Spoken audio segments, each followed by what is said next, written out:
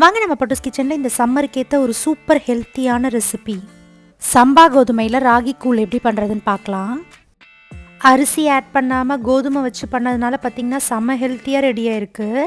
Wait லாஸில் இருக்கவங்களுக்குலாம் பார்த்திங்கன்னா இது ஒரு சூப்பர் ஹெல்த்தியான ரெசிபி. நார்மலாக அரிசி ஆட் பண்ணி செய்கிறத விட இந்த கோதுமையை வச்சு செய்கிறதுனால இதனுடைய டேஸ்ட் பார்த்திங்கன்னா கொஞ்சம் டிஃப்ரெண்ட்டாக இருக்கும். மார்னிங் பிரேக்ஃபாஸ்ட்டுக்கு இதில் ஒரு கப் எடுத்துக்கும் போதே பார்த்திங்கன்னா வயிறு நல்லா ஃபில்லிங்காக இருக்கும். மேலே பொடியாக கட் பண்ண வெங்காயம் கொஞ்சமாக கொத்தமல்லி ஆட் பண்ணி சாப்பிட்டிங்கன்னா அதனுடைய டேஸ்ட்டே அல்டிமேட்டாக இருக்கும். வாங்க இந்த ஹெல்த்தியான ரெசிபி எப்படி பண்ணுறதுன்னு பார்க்கலாம்.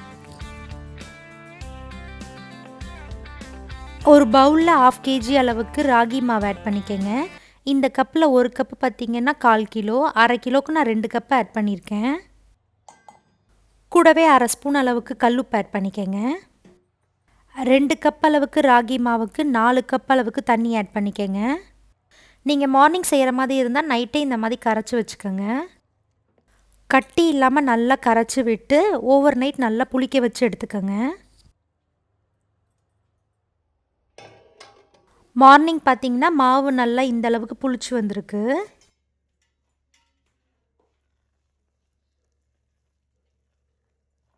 இதை நல்லா கலந்து விட்டுக்கங்க. இது ஒரு பக்கம் இருக்கட்டும்.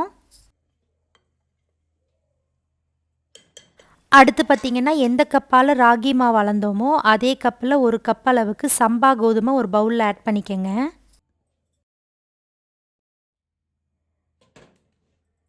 நாலஞ்சு வாட்டி நல்லா கழுவி எடுத்து இது கூடவே பார்த்திங்கன்னா அந்த கோதுமை முழுகிற அளவுக்கு தண்ணி விட்டு ஒரு 1/2 மணி நேரத்துக்கு நல்லா ஊற வச்சு எடுத்துக்கோங்க.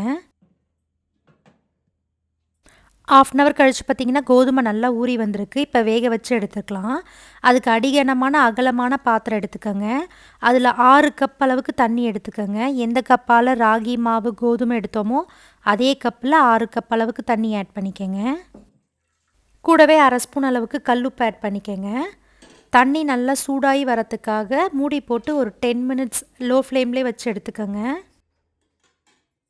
10 minutes கழித்து பார்த்திங்கன்னா தண்ணி நல்லா சூடாகி வந்திருக்கு. இந்த ஸ்டேஜில் நம்ம ஊற வச்சுருக்க கோதுமையை தண்ணியோடையே ஆட் பண்ணிக்கோங்க.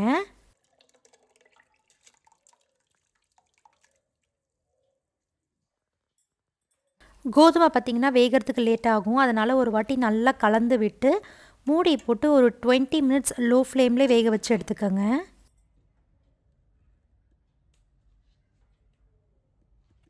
டுவெண்ட்டி மினிட்ஸ் கழித்து பார்த்திங்கன்னா தண்ணியோடைய லெவல் கம்மியாக இருக்குது. கோதுமை நல்லா வெந்து வர வாசனை வந்திருக்கு. இந்த ஸ்டேஜில் ஒரு வாட்டி நல்லா கலந்து விட்டு வெந்திருக்கான்னு செக் பண்ணி பார்த்துக்கோங்க.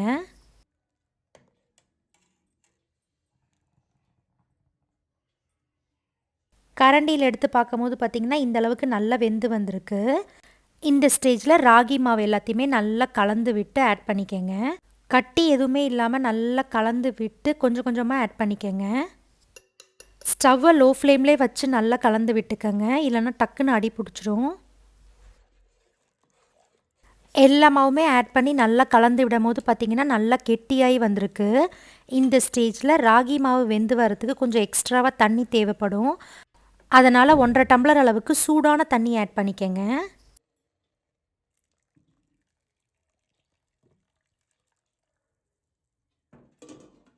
தண்ணி ஆட் பண்ணி நல்லா அடியிலேருந்து கலந்து விட்டுக்கோங்க. நல்லா கலந்து லோ ஃப்ளேம்லேயே மூடி போட்டு ஒரு 20 minutes வேக வச்சு எடுத்துக்கோங்க.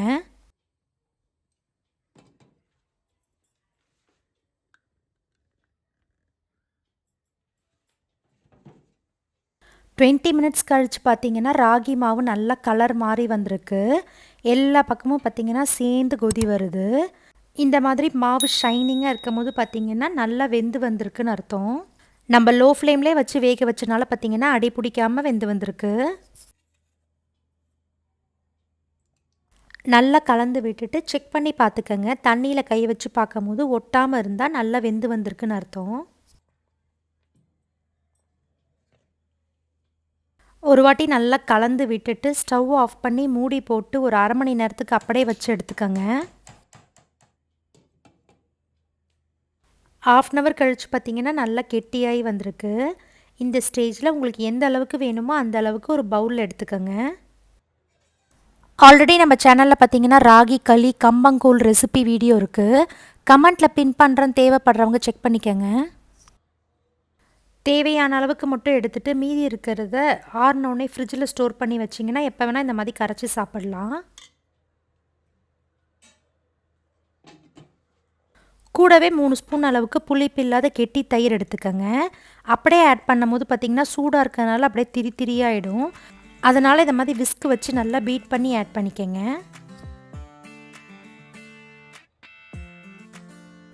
கூடவே பொடியை கட் பண்ண கொஞ்சமாக வெங்காயம், கொஞ்சமாக பொடியை கட் பண்ண கொத்தமல்லி ஆட் பண்ணிக்கோங்க. உப்பு ஆல்ரெடி நம்ம ஆட் பண்ணியிருக்கோம், அதனால் பார்த்துட்டு ஆட் பண்ணிக்கோங்க. நான் ஒரு 1/4 ஸ்பூன் அளவுக்கு சால்ட் ஆட் பண்ணியிருக்கேன். உங்களுக்கு எந்த அளவுக்கு தண்ணி வேணுமோ அந்த அளவுக்கு ஆட் பண்ணிக்கோங்க.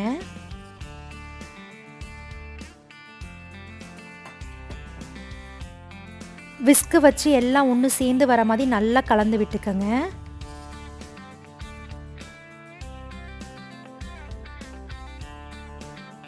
எல்லாம் ஒன்று சேர்ந்து வர மாதிரி நல்லா கலந்து எடுத்திங்கன்னா நம்மளுடைய சூப்பர் ஹெல்த்தியான சம்பா கோதுமை ராகி கூழ் ரெடி. அரிசி எதுவுமே ஆட் பண்ணாமல் கோதுமையில் செஞ்சனால பார்த்திங்கன்னா இதனுடைய டேஸ்ட்டே அல்டிமேட்டாக இருக்கும். இதில் ஒரு கப்பு மார்னிங் பிரேக்ஃபாஸ்ட்டுக்கு எடுத்துக்கும் போதே பார்த்திங்கன்னா வயிறு நல்லா ஃபில்லிங்காக இருக்கும். டயட்டில் இருக்கவங்களுக்குலாம் பார்த்திங்கன்னா இது ஒரு சூப்பரான ரெசிபி. ஸோ கண்டிப்பாக இந்த ஹெல்த்தியான ரெசிபியை நீங்களும் உங்கள் வீட்டில் ட்ரை பண்ணி பார்த்துட்டு எப்படி இருந்ததுன்னு கமெண்ட் பண்ணுங்கள்.